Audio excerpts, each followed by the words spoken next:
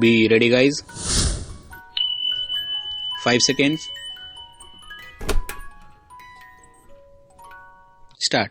Now I have described in another place at great length the way promotions are made, and one of my colleagues on this side yesterday appeared either to have read that statement or in another way has placed before the House, not on behalf of the government, much of the material that I would have dealt with. But here what I want to point out is that these selections are done by well-established procedures, which have been there for many years and have not been altered. In regard to the bulk of the officers, there are complaints from some quarters that perhaps government ought to look more into it. That is to say, it is not a question of too much interference, but of too little interference with regard to the lower levels. But since that point has not been raised, I do not want to raise this problem myself. But with regard to the higher ranks of the army, it is done by number 1 selection board, as was pointed out, from colonels up to major generals, where 9 officers sit, that is the chief of the army staff, his deputy, 3 army commanders and 4 principal staff officers. They mark these people separately on separate papers and discuss them, and in the net result of that discussion, the differences are ironed out.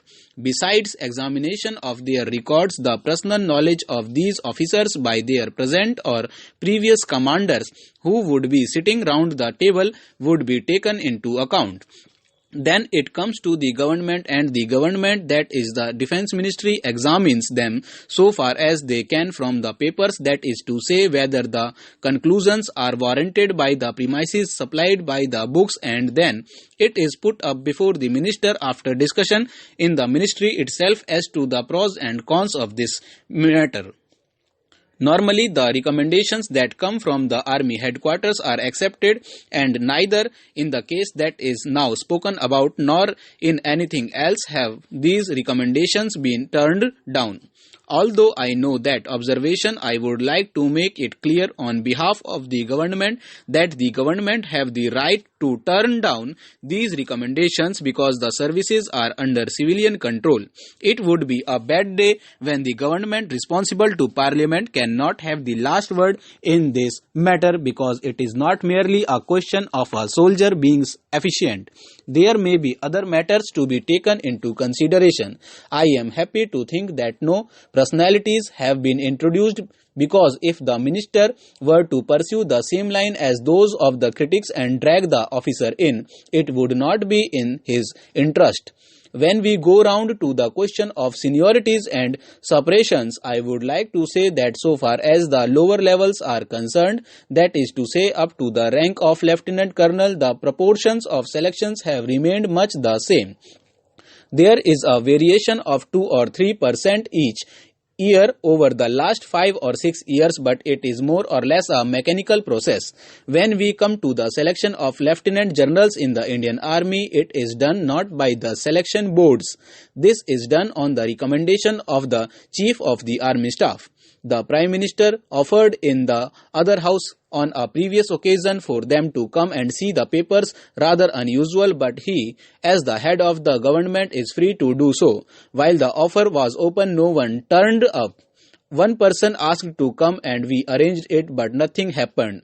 In any case, a lieutenant general is appointed by government on the recommendation of the Chief of the Army Staff.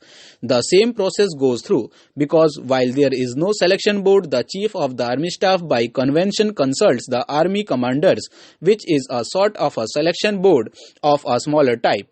That recommendation comes before us, and within the available people, those who have the minimum qualification come first, those who have good record, particularly outstanding qualities. I would like again to say that we are playing upon words. There is no separation. They are selection appointments. If you take the British Army today, the Chief of the Imperial General Staff is a person who has been superseded twice before, but he comes up again. In my experience, there has been no appointment to these offices which has not been recommended in this way, and it is the good fortune of the government that they have been able to accept it. There has been some disturbance with regard to the recent appointment of army commanders.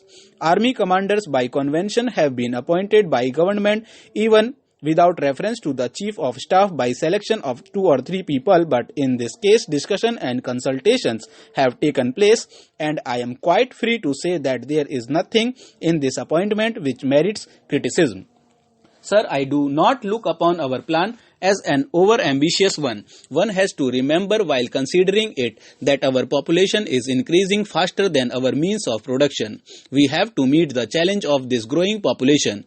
Undoubtedly, birth control is important, but it is not an easy to carry out propaganda for birth control in a population of illiterate people and superstition-ridden people. Then, sir, unless we plan boldly, we shall not be able to provide employment for our people. We have to bear in mind that it is essential to provide employment for our increasing population. Even with the plan carried out, the unemployment figure will stand high, and the question to be considered is whether more attention should not be placed upon our small-scale and medium-sized industries. It is not possible for us to ensure that all sections of the population get the benefit of the plan. After 10 successful plans, a few industrialists, despite our heavy taxation, own nearly 75% of the total capital of our public companies. Banking facilities for the common man are few, and even banks favor large business houses because they have more guarantees to give than the small people. We have a large landless population and large numbers depend upon it for support. What we need therefore to plan successfully is greater cohesion, greater emotional integration and greater national unity among ourselves. We are wasting time over quarrels that do not touch the common man. Both the government and the opposition parties have responsibilities towards the mass of our people. Is it not possible for all of us, regardless of party labels, to cooperate fully in all those tasks that make for the welfare of the common man? Can we not forget petty, party, sectional, communal and group differences? Is it not possible for us to have a national as opposed to a mere party outlook towards the problems raised by the plan? Sir, the general elections are coming. It should not divert our attention from the main task of finding solutions on a national basis to the problems of unemployment, health and education. These are the things that our people mostly need, and to them we must devote our full attention. The second thing that I would like to emphasize is that though our national income has increased by 42%, we do not exactly know how it has been distributed. It is not enough to say that the per capita income has increased. The right question that has to be answered by us is whether it has increased in terms of real income. For that, we have to see whether the price level has kept pace with the wage level. It is no satisfaction to a man that his nominal income has gone up, though at the same time the price level has reduced his purchasing power not only for luxury articles but for articles of common consumption.